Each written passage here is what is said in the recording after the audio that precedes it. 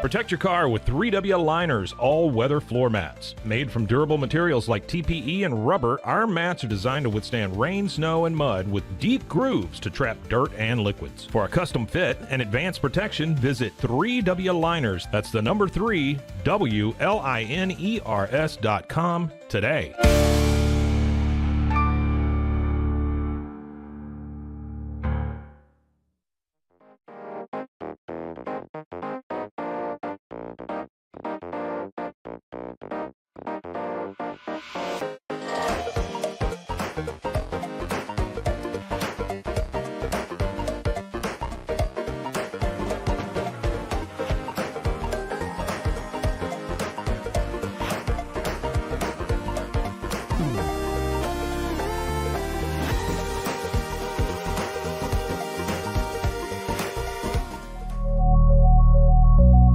At Acasis, innovation drives us. Since 2008, we've been creating cutting-edge technology products that make your life easier. With a focus on performance, design, and customer service, we're here to help you work smarter, not harder. Join us on our journey to simplify your world. Visit acasis.com today. That's ACASIS.com today.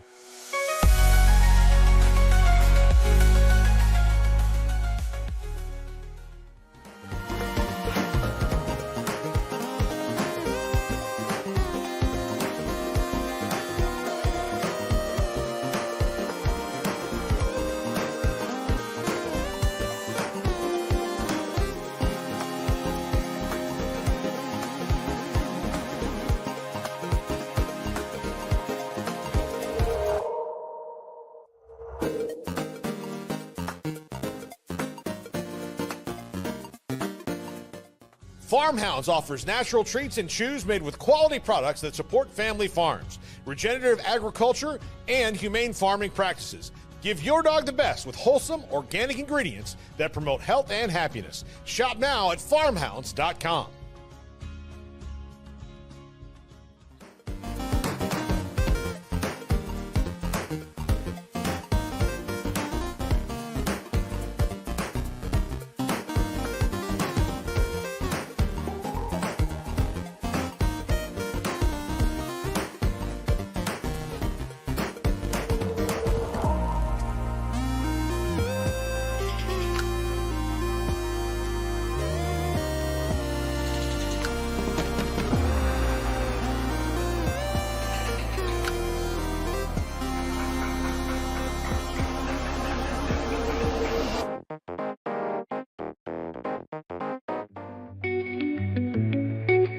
Unlock a world of convenience with Mully Box, your one-stop solution for personalized subscription boxes delivered right to your door.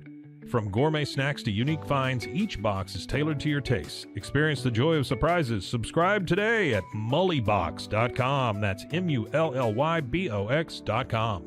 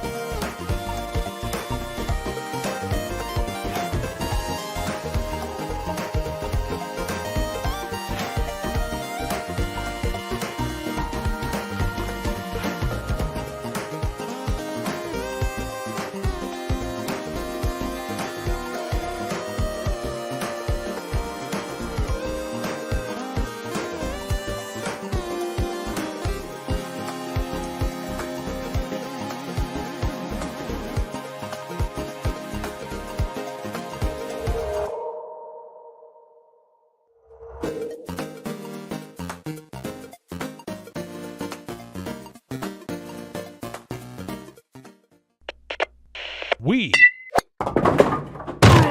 are Rogue Media Sports.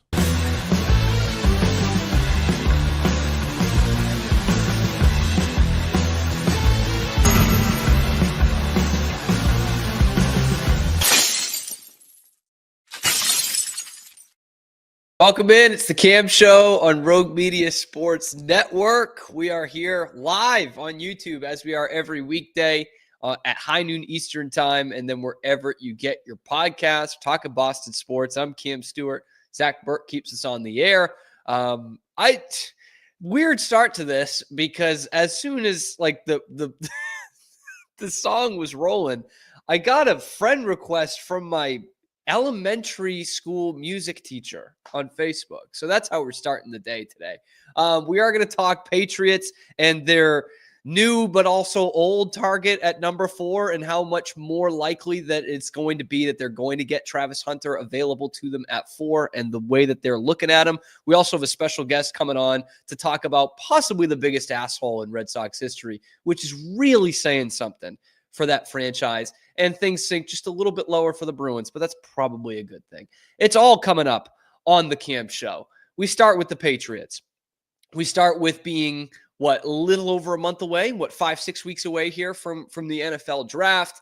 And the picture, the more I look at it anyway, the clearer the picture gets at number 4 for the Patriots, which the picture getting clearer means Travis Hunter is probably going to be available. I don't believe it either from a rational standpoint, but all the mock drafts now have Travis Hunter being available. They've got the Giants still going for Shedeur Sanders, even though there's a good chance they get one of those geriatric quarterbacks in free agency, even if they do get Aaron Rodgers. And let's be honest, it's probably good to have a backup plan if you're getting Aaron Rodgers. And even though this is not a great quarterback draft, even though you couldn't, in years past, you could always name 3 guys that are going in the top 5 each of the last 5-6 years. It's not the case this year.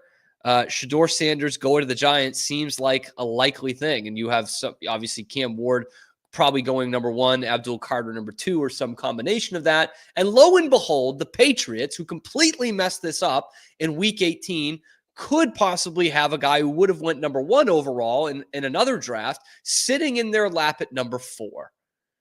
And in that case, it's obvious. There's no debate about it. There's no second thoughts about it. There's no, we really need an offensive lineman. Maybe we can make Will Campbell into a tackle. No. If Travis Hunter's there, you're taking him. This is not a great draft. It's certainly not a great tackle draft, because that is the biggest need that you have. So you need to get the best damn player available. And that is Travis Hunter. And I might be naive to think that he can fill 2 positional needs for you in the NFL, but I really think he can fit 1.5. Okay? This is 2025. You need 3 coverage corners out there. You've got 2. You maybe let one go in Jonathan Jones, but you've got 2, right? And Christian Gonzalez and Carlton Davis will give you a season and a half between them this year, because Carlton Davis does not play 17 games. If you can have Travis Hunter playing slot corner for you, and even just a package guy on offense at wide receiver, bingo, bam, that's the best option you have available at the number 4 pick. It's not Will Campbell. It's not the reincarnation of N'Keal Harry they call Ted McMillan. It's Travis Hunter. And that apparently is the guy that's at the top of the Patriots draft board. Shocker. But Karen Garigian of Mass Live reporting that Travis Hunter is their guy, and they believe he is the best corner and the best receiver in the draft. And I do see people downplaying his receiver ability. I watched him play a lot the last 2 years, really this past year mostly, when he's been playing in the Big 12. As someone who covers Big 12 football, I've seen a lot of Travis Hunter. The dude can play receiver in the NFL, okay? He can. And the numbers, were just gaudy last year. There's a reason he won the Heisman Trophy. It's because of playing both positions. 1,258 yards last year on 96 catches. Catching passes from a guy who's going to be picked ahead of him, apparently, in the NFL draft, and working under an NFL offensive coordinator.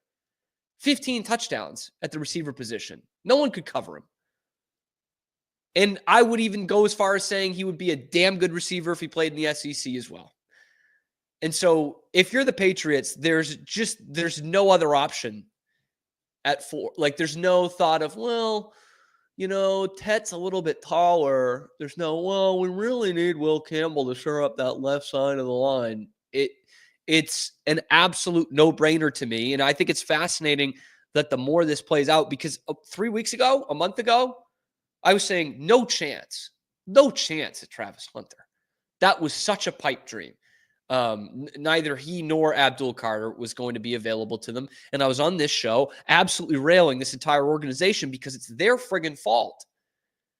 I'd rather them have won 7 games in 2 years than 8 and miss out on Travis Hunter or Abdul Carter. But if something's going to break their way, it looks like it's this, And now they're talking about Guregian also had in this report that they're not going to address wide receiver until after the draft, which means you're drafting one because you're not just, maybe there's the pipe dream of an A.J. Brown trade after the draft, but there's no one really available after the draft. There's a reason why they would be available in May.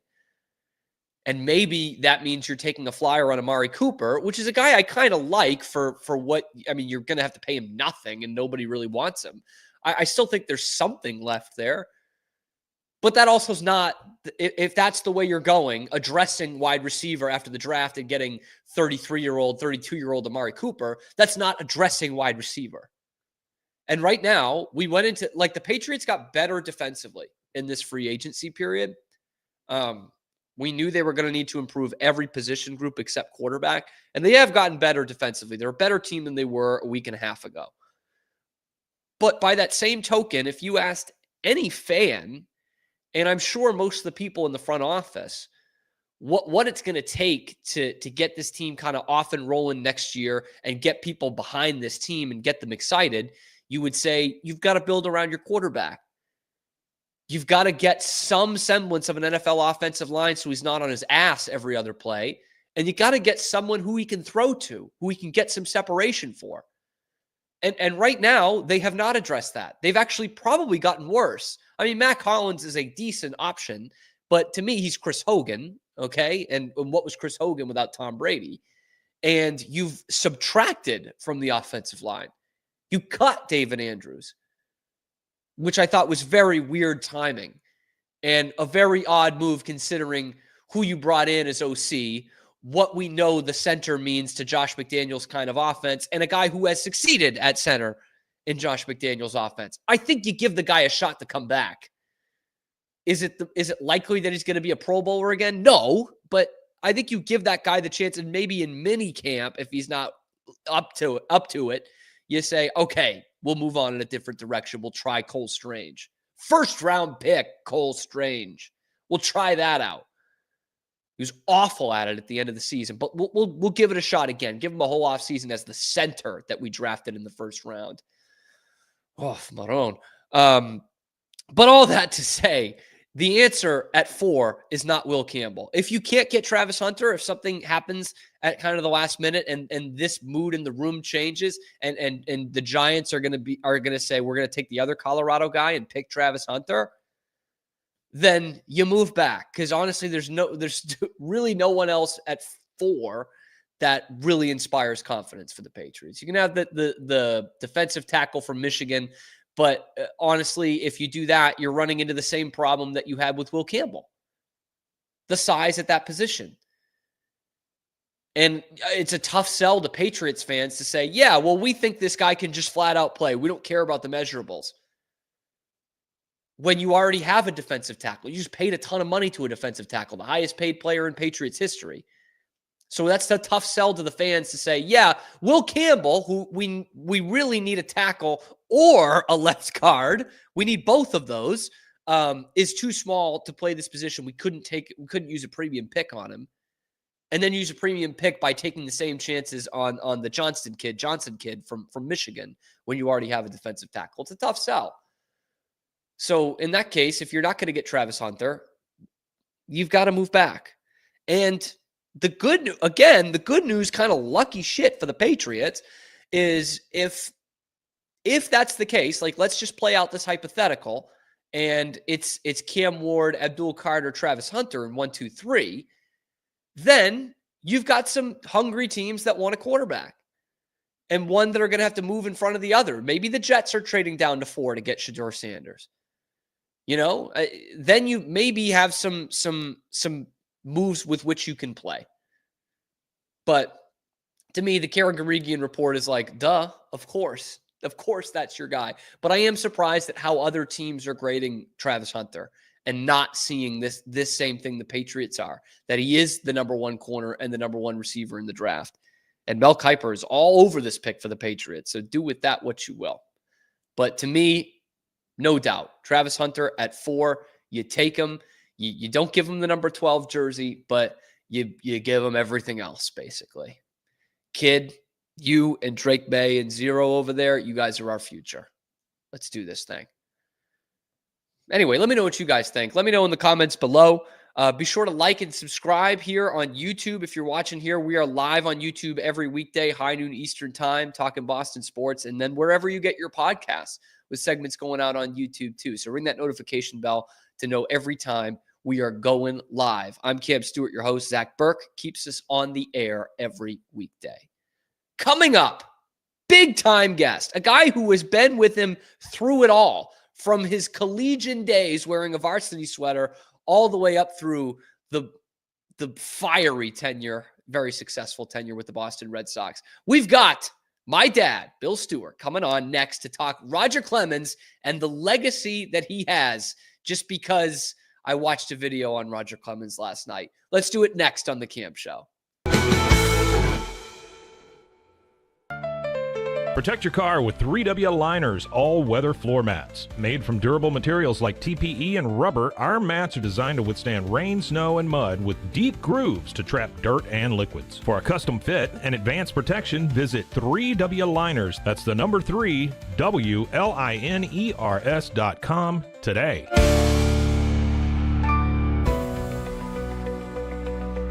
At 25 Home, our ultimate goal is to provide you with a transformative experience, making each day feel like it has an extra hour. We believe your home is more than just a space, it's a sanctuary where comfort, relaxation, and happiness thrive. Discover the difference at 25 Home today. Shop now at 25home.com. I need to get real excited. Sure. Okay. Hello everyone, my name is Sheridan Vasquez, and this is Sheridan Soundcheck Sessions. And I will be interviewing some of your favorite musicians and maybe some you've never heard before. Join me on Sheridan Soundcheck Sessions for something new every time. You can find Sheridan Soundcheck Sessions anywhere you get your podcasts or at roguemediamusic.com. Yeehaw. And keep the music playing. There you go. Yeah. That's all we need. Yeah.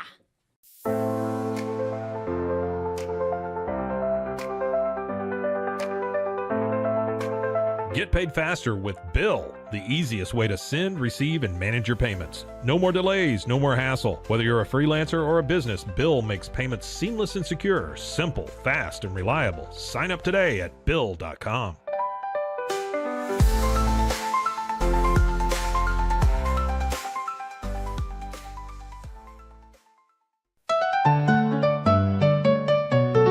Want to turn your passion into profit? With Blogify, creating a blog has never been easier. Build, customize, and grow your site with powerful tools designed for beginners and pros alike. Start sharing your story today and watch your audience grow with Blogify. Visit blogify.ai today for a free 3-day trial. That's Blogify, Blogify.ai today.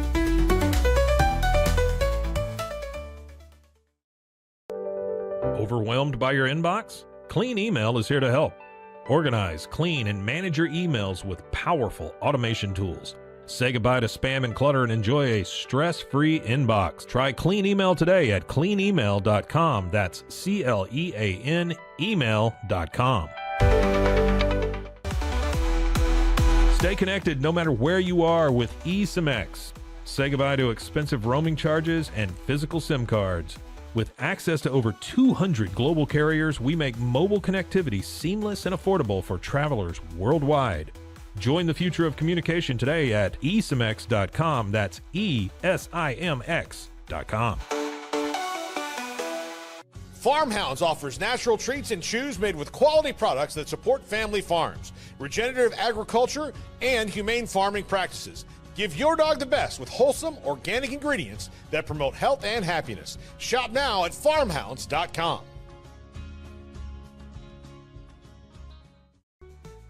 Easy Sun has been living fearlessly under the sun since 2016. Born from sailors' need for convenient sun protection, our mineral sunscreen is crafted with natural ingredients offering broad spectrum protection against UVA and UVB rays. Safe for your skin and the environment, stay protected on the go with Easy Sun, your ultimate sun care solution. Visit EasySun.com today. That's EEZYSUN.com.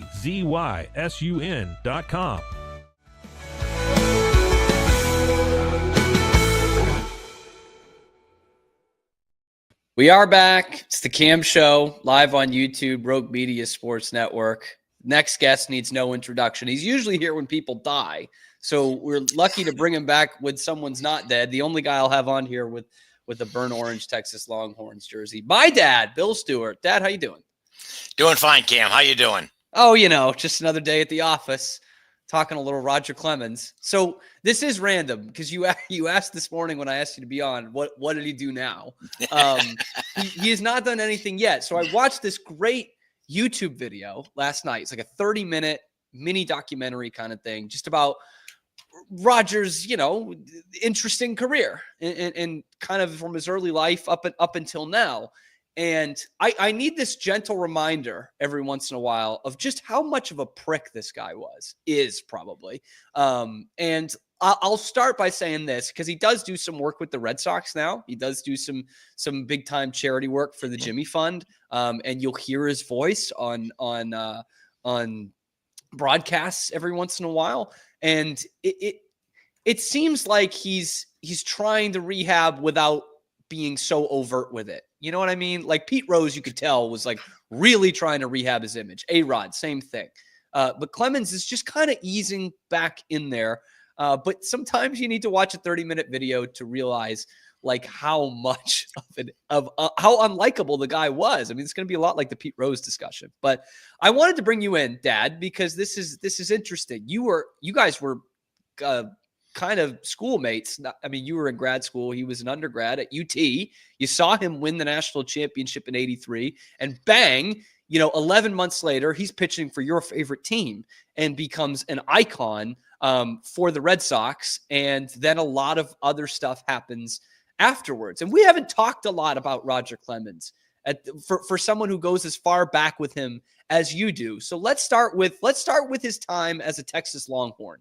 That was his dream. He wanted to play for UT. He was part of a great team with a lot of major leaguers, a lot of Red Sox, future Red Sox, with Cal Schiraldi also on that staff in '83, Spike Owen, future Red Sox, on that team as well. And so what was he like at UT? Was it like the phenomenon when he was there? Yeah, so it's interesting. They had a great 3-man rotation. And they had 3 guys who each won 13 games that year. Among those 3 was Mike Capel, who later pitched for the Cubs, Cal Schiraldi, and Clemens. Clemens had the worst record. Capel was 13-1, Schiraldi was 13-2, and Clemens was 13-5. But he was the number one guy, even though he had Friday more losses. Yeah. He's the guy who had 4 pitches even then. He was definitely the ace of that staff, but it was like 1 and 1A with Schiraldi. He didn't have a reputation that I saw as a student as a dink. So it wasn't like Bonds. Yeah, the way he's certainly developed now. And it's interesting, Bonds, because that '83 team, one of their first games was Arizona State came through, and Barry Bonds was a freshman. Odabe McDowell, who later played for Cleveland. Don Wakamatsu was the catcher who later, I think, managed Seattle. He did, but yeah, Bonds was a freshman coming through that Arizona State team. So, it's kind of like the first intersection of 2 of the biggest dinks in the history of the sport. Who knew? You see a minor leaguer, you don't think, hey, there's a world champion in the future, or there's a Hall of Famer. You look at these 2 guys, you don't think, there are 2 of the biggest dinks in a sport where ultimately you got to beat out Carl Everett and AJ Przinsky and A-Rod and some of these other classics to get there. That's a tough field. It really is, especially with like talking about the Red Sox and their history. I mean, even like the 80s Red Sox in general. That's a difficult kind of hill to climb, but I think Clemens overtook that. You'll notice the use of the word dink there. I get my mouth from my mother, so which no one will deny. But all right, so then 84 comes up with the Red Sox. It's pretty much liftoff after that first start. First start's not great. He has the surgery at the end of 85. And then 86, he's the best pitcher on the planet, which is a title he holds then for quite a while afterwards. Yeah, just say we should go back to the surgery for a minute because that was a trademark of Cliff Gustafson pitchers. When Cliff was at UT, he burned them out, and it was Clemens. The next year, it was Greg Swindell. There were others. These guys ended up going under the knife within a year after leaving Texas. Just part of the legacy. Ugh. And I guess we should back it up too to when he comes up with the Red Sox, because like if we saw that today, the best pitcher in college baseball, up in the majors 11 months later, for a team as big as the Red Sox, like that's a huge deal. And I want to call back on your experience a little bit, because a story that you tell more than the Clemens one is you came out here to Chicago in 2002, 2003, when Mark Pryor was coming up, and he was the biggest pitching prospect in baseball. And you would talk about how the city was just buzzing when he came up. I know you weren't back in Boston by 84, but you're following the Red Sox every move. What was that like with like the Clemens watch and him coming up to the big club?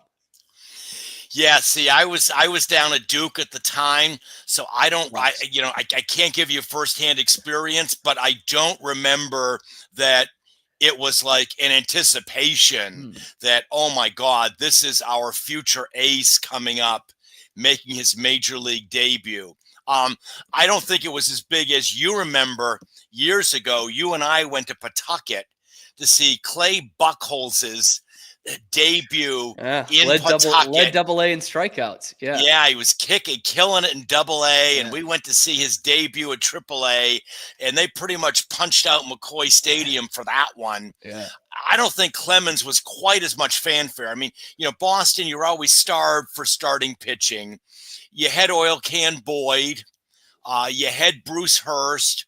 You had Al Nipper. You had some good pitchers, and you figured he was going to slot into that rotation. I don't think anyone was thinking this is the guy. Okay. Even though he was a first-round pick, and college baseball wasn't it's still not a huge marketing sport or anything, so I don't think that fans were glued to their TV the year before. So this was not like Bobby Orr. This was not Bobby Orr coming in. No, it was not like Bobby Orr. And, you go back, or Larry Bird, another one. Year of buildup. Yeah. Larry Bird, excellent example. But, you were talking earlier about the Patriots and their first-round pick. The NFL, the NBA, those guys are going to come up and they're going to be a factor. Mm-hmm. They may flame out, but they're going to be there from day one. With baseball, it's like, okay, great. You got a pitcher in the first round. It's the Red Sox, you had a lot of those. You had a lot of those guys, and Mike Garman was a first-round draft pick as a pitcher. Yeah, and you don't hear much about Mike Garman unless you're an old-time Red Sox fan or you're from Idaho. Brian Johnson, another great example from your era. So, you just don't know about these guys, and he went down to Double-A after he was drafted, and he was on the mound when they clinched the Eastern League title. So he got a little pub out of that. Okay. But also, you didn't have the 24-hour media that you have today. Right. You didn't have the Cam show then. You weren't building up anticipation. You got the Globe. And even ESPN wasn't what it is today. So you didn't have media tracking a star player's every move in the minors the way you do now with Roman Anthony of the Red Sox. There's going to be an update on him every day in the paper. His highlights are going to be on ESPN. You just didn't have that. So you didn't know what you were getting. It's a beat now. You have Boston-based reporters and writers who follow these guys they don't even cover the Red Sox. They just cover every team below them. That's right. It is a big difference. We do have my dad, Bill Stewart, coming on because he watched Roger Clemens before just about everyone else in the grand scheme of things from his time at UT through the Red Sox and then beyond. So we've talked about at this point, he's not quite a phenom. He's not, this big ego guy like some guys at his level were, like Barry Bonds was at Arizona State. And he comes in, and by full year 2, 86, he's the best pitcher on the planet. He's the MVP. He's the Cy Young winner. His team is within and out of the World Series title a couple of times. We won't get into that just yet. But when was the first warning sign of, oh, what did he say? Like, this guy's kind of a dink. Yeah, I don't remember a warning sign. You're more of a historian. You may have read something that was a trigger incident. It just kind of evolved. And I do want to, like, every time he opened his mouth, it was just after that. Good, the first year he was an endearing young guy, but as he gets a little bit older, this is arrogance that comes through, and. You want a pitcher who's arrogant. You want a guy who thinks he can strike out anybody. He can come into any situation. He can pitch that extra inning. You want that kind of arrogance. But when it extends to the community, to the locker room, to dinner with his teammates, to interviews with the media, to incidents with fans, it grows old really fast. And to an extent, you put up with it when the guy is leading the league in victories and ERA and strikeouts and shutouts and complete games and ERA and all that. But then when he becomes a 500 pitcher over the last 4 years of his career, you just can't erase it. The dinkiness overtakes the performance. Yeah. And I think there's a couple important parts in there. In the first one being, which we haven't really addressed yet, is like, the Red Sox of my youth are very different from the Red Sox you grew up with for a long time. I think the old adage around the 80s, in fact, was 25 guys, 25 caps. Yeah. And so it's like, he probably didn't even stand out all that much. And the other thing, like you talked about the intensity, like we in 2016, it must have been, we were lauding Chris Sale at the dinner table. He was already a Red Sox target at that point because he took scissors and cut up the team's throwback uniforms that they were going to wear that day he pitched because he didn't like them. Yeah. And we said, hell yeah, that's the kind of balls we need on this team. And so Clemens has that. And I wanted to ask that because I wanted to go through the lens of a Red Sox fan. I texted Pete Souza from the Pete Souza Show last night because he's a big, 80s, 90s sports guy. And I'm telling him about this video I'm watching. And he goes, yeah, but I don't even know if we knew he was a dink back then. He was just a big part of the sports landscape, the way that Jordan was. And Jordan was kind of a dick too. And I wanted to get back to see like where the Red Sox fans started to sour on him because I think it was well before 96 when he gets told he can walk. Yeah, I think the first warning sign, and again, just to go back, you're talking about 25 guys, 25 caps. Yeah, you don't necessarily stand out as a dink in a clubhouse that has Jim Rice, who's a prickly personality, Dewey Evans, who's a loner, Wade Boggs, who's in his own little world, Oil Can, who's an eccentric. So it kind of fits in there. I think the first time was it 88 or 90 when he got tossed out of the playoff game? That's really, I mean, 90. You're in I think it was a 3-game playoff series, best of 3, maybe best of 5. Yeah, they were facing elimination though. They're facing elimination. Right? Yeah. And what was it? He got tossed over balls and strikes. Yes. Or something stupid. This is like peak Clemens because he comes out, he comes out like looking like a different guy. He's got a goatee all of a sudden. He didn't have a goatee in the start before, and he's got eye black on. And you're like, what the hell is this guy doing? And then in like the second inning, he's arguing balls and strikes, and he just gets tossed. And the next thing you know, there are like 4 or 5 Red Sox holding him back, like one on couple on the legs, couple on the arms, as he's trying to get at whoever the umpire was. He gets suspended the next year because he threatened to kill the guy. This is Peak Yeah. Roger Clemens right Yeah. there. And I'm glad that that's the one that you that's the incident that you think of, because I think by 1990, the media has definitely soured on the Roger Clemens effect because, and I'll bring up a thing that Clemens would bring up all the time, the 1990 Cy Young.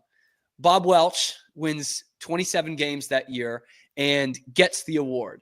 Clemens destroys him in every other major category. Yeah. His ERA is a whole run less. His ERA plus, which I get it, you didn't have at the time, was 86 points better. He had 80 more strikeouts.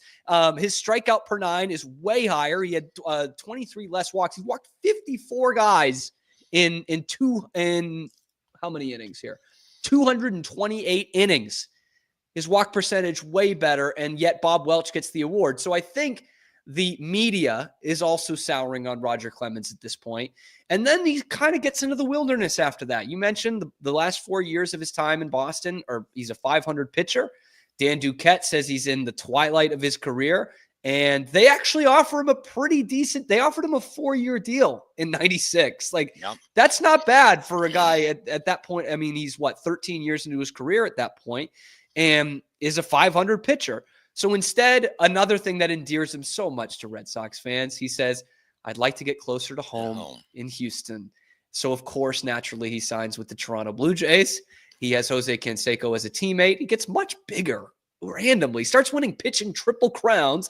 And before you can even blink an eye and think of an accusation, he's a New York Yankee, which is just about the best thing you could do to endear yourself to the Red Sox fans. Not that he's necessarily thinking about that at that point, but are we at total ground zero there? Like there's no coming back. I mean, this is obviously pre-2004, very much Curse still in their peak of the rivalry. Yeah, absolutely. The whole closer to home thing was ridiculous.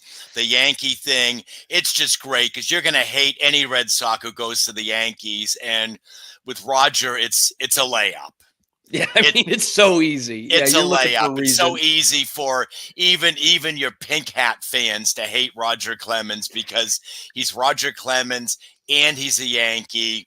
That's like, I don't know what could be the third thing for a triple crown there. No, I mean, he's just cleared the field there.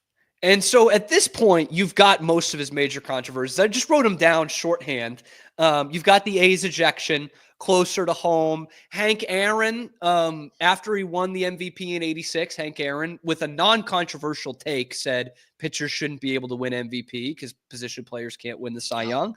And he said, how about if Hank Aaron was playing today? I would crack open his skull and tell him how valuable I am. Yeah, one of the great guys in baseball history going after him. We've got Mindy McCready. I don't think we knew about it at that point. The country singer he had the 10-year affair with that started when she was 15. Him wanting his Red Sox teammates to refer to him as Rocket Man. The infamous luggage incident.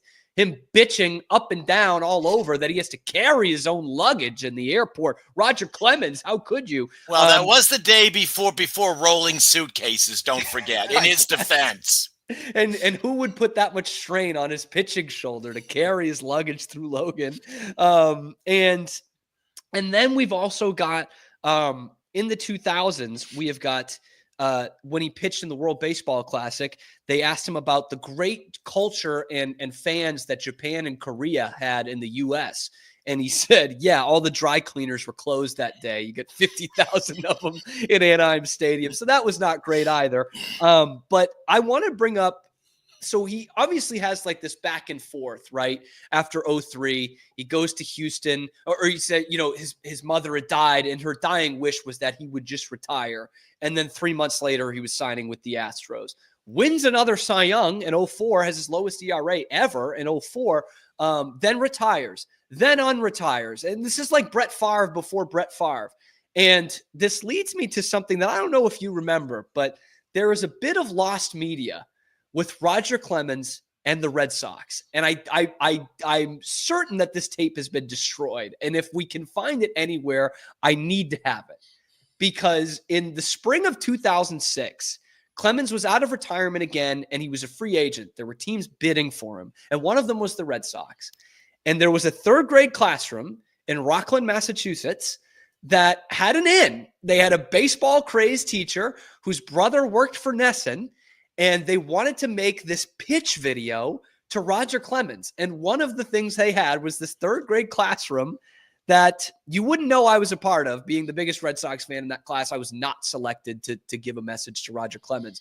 But it was this whole schmaltzy thing. Come home, Roger. Apparently, Debbie was crying when they showed it to him. And then you get the infamous Roger is in George Steinbrenner's box. And Susie, it's this crazy thing. So Yeah. the Red Sox in 06 or 07 are ready to go out and get Roger Clemens again and team up with his buddy Kurt Schilling, who he said saved his career. Wow.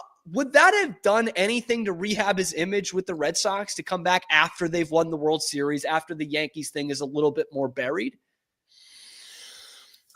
I don't think it would have hurt him. I think there were, I mean, how much of it is the laundry you're wearing?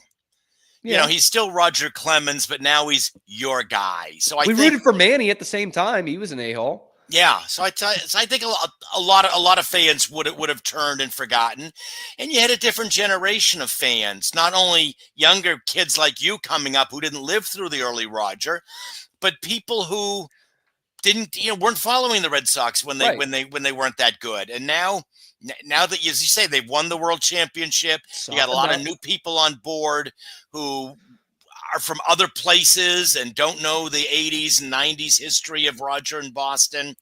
That probably would have helped him rehab some. But then, ultimately he's got to open his mouth. Yeah, which is the problem. Yeah. Yeah. And that gets him into trouble. So two more quick things, because I won't even, because we already kind of know the steroid story. Like, we don't even need to bring that up. That's such a, like, there's so much, it's like the Pete Rose gambling thing. There's so much other stuff that you could point to, right? But two more things. First one being, we talk about how that could have rehabbed him, and he's come back on some Red Sox broadcasts now. They have not given out the number 21 since he's left. Do you see any way that there is a Roger Clemens day, that there's a Roger Clemens number retirement ceremony? And I'll think back to a quick aside. Jamie Carragher talked with Michael Owen a few years ago, two Liverpool legends. Michael Owen came up in the Liverpool system, was a local guy, so he was worshipped. He won European Player of the Year. And then he left to go play for Real Madrid. And after he did that, he kind of bounced around. He ended up playing for Manchester United and a couple different clubs in England. And Jamie Carragher asked him, he said, you should have been a legend at Liverpool. Do you feel you're loved by any of the fan bases that you played for? And he said, no. And I think Roger Clemens would fall into that same category. Like, is he a Red Sox? Is he a Yankee? I mean, maybe because he played in Houston, that helps out. But is there any way that you see an actual ceremony and Roger Clemens getting a standing ovation and being beloved by the Red Sox? Well, first, let me ask, do you think Roger has the self-awareness to answer that question? No, I'm not sure he does. No, he doesn't. No, he does not. No, I don't see it. I mean, maybe if there'd been a world championship there, more would have been forgiven. She could have done it in 07, could have done it. Yeah, and I'm trying to think, has he ever even been in the Legends box at Fenway? For those fans who, outside of Boston listening to your show, the Red Sox always have a legend at every game. He sits in a box high above home plate, and they'll introduce him in the fourth inning. And it's Fred Lynn. It was the late Louis Tion. It's Carlton Fisk. It's Dwight Evans. It's Jim Rice. It's these guys who made their name in Boston. Bill Lee, Spaceman Bill Lee, sure. Always a fan favorite. Yeah. And they'll take a bow to the fans, and the fans cheer, and there's a little clip on the center field scoreboard, and these guys are really adored. I don't know whether they've done that with Clemens. I doubt it. And he does come back once in a while because he'll do that Jimmy Fun stuff, and he'll do like take the auction off batting practice with Roger, and he'll obviously brush you off the plate once or twice for a nominal fee. But I don't think they ever have, which is pretty interesting because A, he's been there, right? He's been in Boston. He's been in Boston. He's been on the broadcast. I mean, right. When they have the Jimmy Fun stuff, Roger is in the TV booth. So he's doing that. But I just wonder whether that would be a good test of what fans think. Put him in the Legends box a couple of times and see what the reaction is. And the other interesting part about that is the person who would love that the most is Roger Clemens. No one loves Roger Clemens more than Roger Clemens does. That's right. So last question here, because we've gone a little long, but I said at the beginning, you might be the biggest a-hole in Red Sox history. Now that's saying something. You've got your Pinky Higginses in there, right? You've got some truly despicable characters that have adorned the Red Sox jersey and represented this organization. Manny Ramirez being another one. Where is Roger on that Mount Rushmore? Is Roger right up there? Yeah, I think he is. I mean, the biggest bust on that Rushmore is still probably Carl Everett. Yeah, he burned brightly, not for a long time, but he certainly burned bright. Yeah, man. you got to give him credit. A short stay, but he made his mark. And there was always one, wasn't there? And, Carl Everett, then he's gone. Then you get a little bit of Shea Hillenbrand, and you kind of Julio Lugo. Then you start to you always have one. So I think Roger's still on there. Certainly, the modern Red Sox era from '67 on, he's got to be up there. I mean, Jim Rice was kind of prickly with the press. Yastrzemski's considered a dink at charitable events. He's all about Couldn't himself. leave one fast enough. Yeah.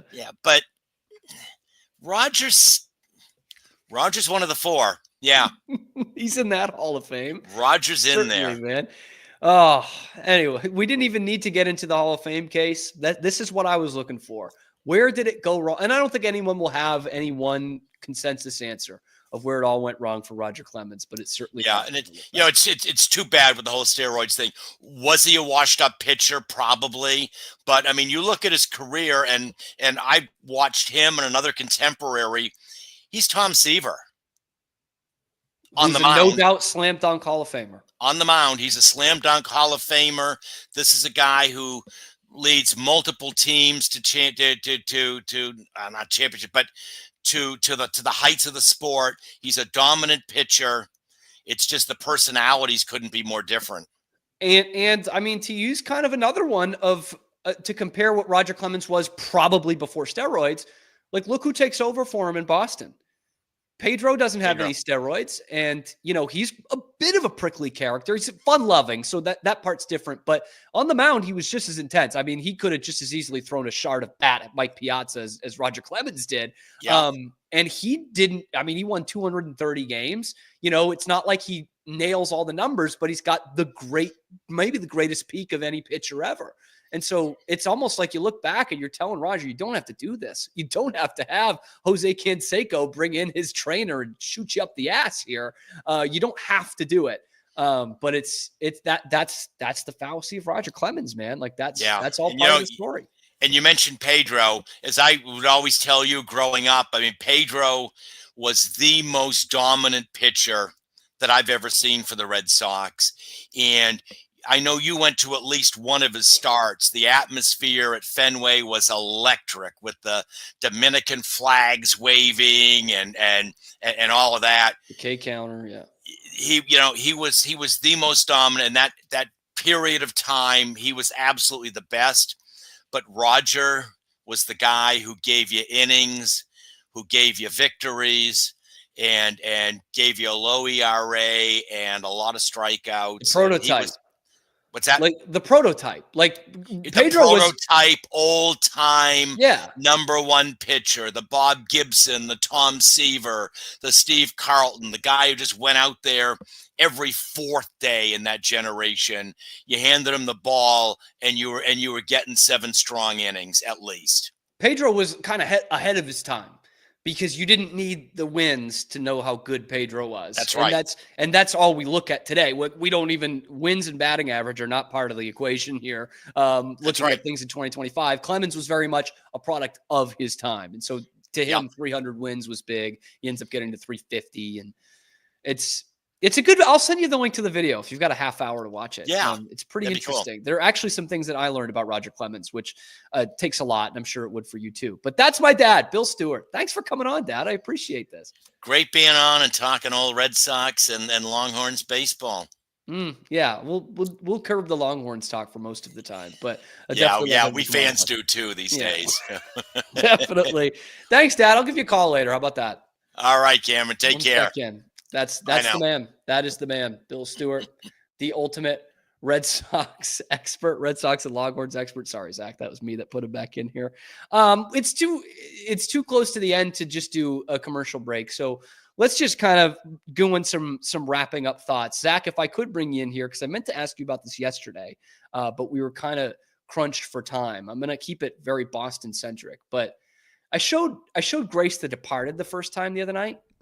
Yeah. You're familiar with the film? I am. I think that you don't like the fact that it's one of my favorite Martin Scorsese movies, but yeah. I think it's fine. So I'm not like a huge fan of the movie, where in Boston it is like people are very much huge fans of the movie. And obviously it won Best Picture and everything. But like, there are just some things I don't like. I don't think Nicholson's great in the movie. I think there are some pretty big plot holes. I hate Vera Farmiga's character in the movie. But overall, like I do respect it for what it is. It's like, I don't think it's a piece of garbage, right? And I think the last 40 minutes or so of it are pretty damn good. Mm-hmm. And so we're watching I would say it's some of Matt Damon's best stuff. It's good. It's really good, man. And I wanted to bring you on because Grace and I talked about it the other night, and she had never seen it, and she had always heard me kind of downplay it, right? Mm-hmm. And say it's overrated and all this. And then she wants to watch like YouTube videos critiquing the movie. Like we do that with bad movies, and they'll talk about, commentators talk about how bad the movies are. Mm-hmm. And I'm like, I don't know that you're going to find much of that. She's like, really? I'm like, well, it is still considered to be a pretty great movie. Like there's not a lot. I am very much in the minority of detractors from that movie. So that's what I wanted to ask you. Like, this is not, it's not one of those things that like hasn't aged well. I think this is still universally seen as a good Best Picture. Yeah, no, I think most everybody that I know tends to like it. I had never had to run into somebody where I felt like I had to defend it until maybe defend it's not the right word, but like, no, I think it's a fair way to put it. Cause honestly, a lot of my friends felt the same way. They were like, wow, I've never had to defend this movie until I met you. Yeah. And I'm not saying that you have a valid opinion there with it. Like I never had anybody question me on it. So I think that the general consensus is that it's still a good, Best Picture movie. I still quote it. Like, I mean, it's a good movie. And then I saw, while searching for those, it was a YouTube video that said, hold on, I got to get the picture here because I don't want to misquote this awful YouTube video title. Of course I deleted the picture, but I did send it into this group chat. So if I just keep talking long enough, I will be able to scroll back and find it. Oh, I got it. Okay. Because I had something I took a picture of for you that I'm going to pull up too. Please do. So it's the hidden themes of toxic masculinity in The Departed. And I said, what kind of full-on brain dead dropped on your head as a child do you have to be to think there are hidden themes of toxic masculinity? Like the entire movie is that. Like, are you kidding me? Like half the movie is the fact that Matt Damon can't get it up. Like that's a big part of it. And he's calling guys the F slur, which we can't say on YouTube anymore. Like what do you mean hidden? Like that's the whole point. Anyway, sorry. Go ahead, Zach. The floor is yours. We got a couple minutes. I get that though. No, it's very. Like, oh, by the way, got the low profile hat. How do you like it compared to the? I do like it. Regular, I do like it. This is a Fanatics one, so I'm not wearing my. Like looking, I do have the other one here. Looking in here, it doesn't look that much different. So low profile, right? Yeah, got that. And then the regular 5950, it doesn't look that much different. But I do like having that. I just don't like having that extra space. So this is good, but the bill isn't curving very well. It's the problem with that is usually I would just wear it in the shower and be just fine. That's what I did with this one. But it's already pretty snug on my head. I got it. So I'm worried that I am close to a haircut though. So maybe this is the time to do it. Yeah. And wear it in the shower. I finally got one. And so all my hats are fitting different now. But nice. Did you ever, because you can over curve it and then like the corners of the bill will kind of like dig in right there into your temples. And that just sucks. Which I don't like. Yeah. Which did happen a little bit with this one. So even though it's not that style. It doesn't look too bad though. But yeah, the Red Sox hat is always very, very classic, timeless. Speaking of Red Sox, that's what I took a picture of Yeah. to remind myself. I had to pull it up to do. This is from Red Sox stats on Blue Sky, and it said with StatCast and ABS and whatnot, it means players get measured for real updates. And there was the one biggest disparity, which was just funny to me, but the new maybe third baseman, maybe not, depending on what Rafael Devers wants. Yeah. Alex Bregman actually 5'11" instead of 6 foot, in case you wanted to know that. But Thank the one you. to me that I saved because I thought it was pretty Short funny name. was Connor Wong. The last remaining bit of the Mookie Betts trade, yeah.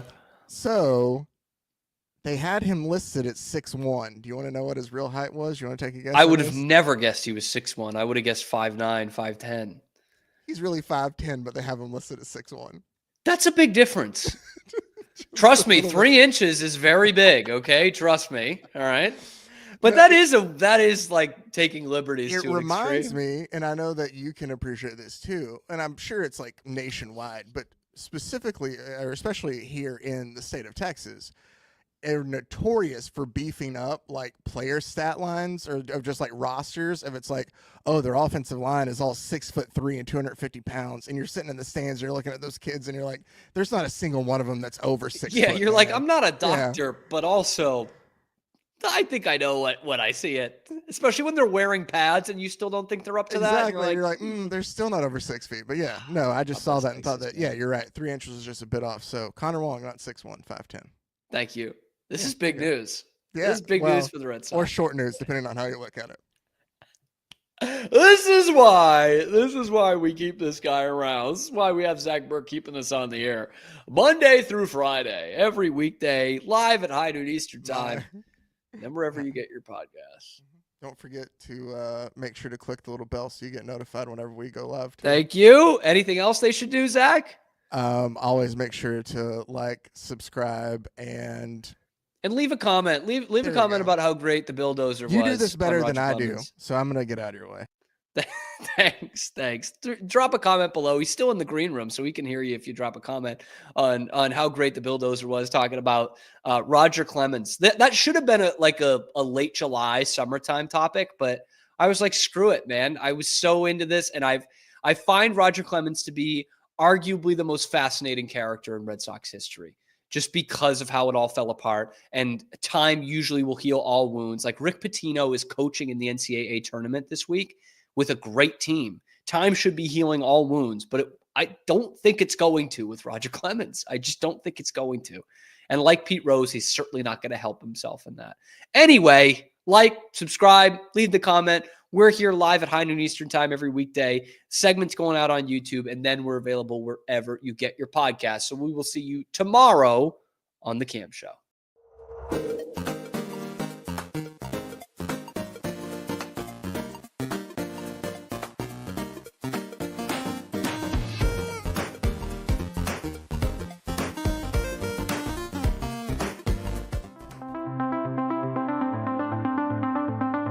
Transform your workspace with Hanomi Ergonomics. From adjustable chairs to standing desks, we provide solutions for comfort and productivity, whether at home or in the office. Improve your posture, reduce strain, and work smarter. Visit us at hanomi.co today. That's HINOMI.co today.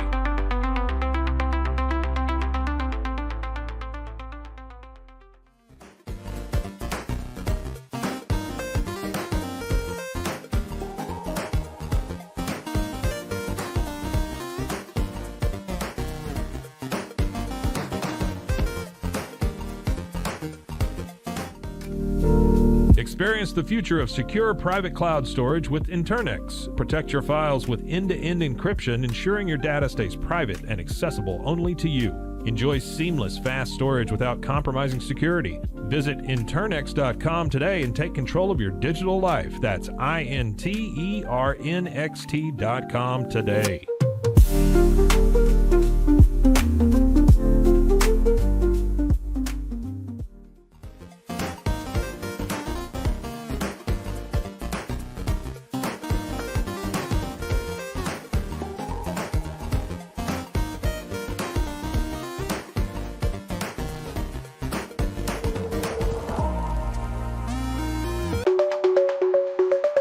Protect your online privacy with NordVPN. Browse securely, access content from anywhere, and keep your data safe with military-grade encryption. Whether at home or on the go, NordVPN ensures your digital freedom. Stay secure. Download NordVPN today at nordvpn.com. That's NORDVPN.com.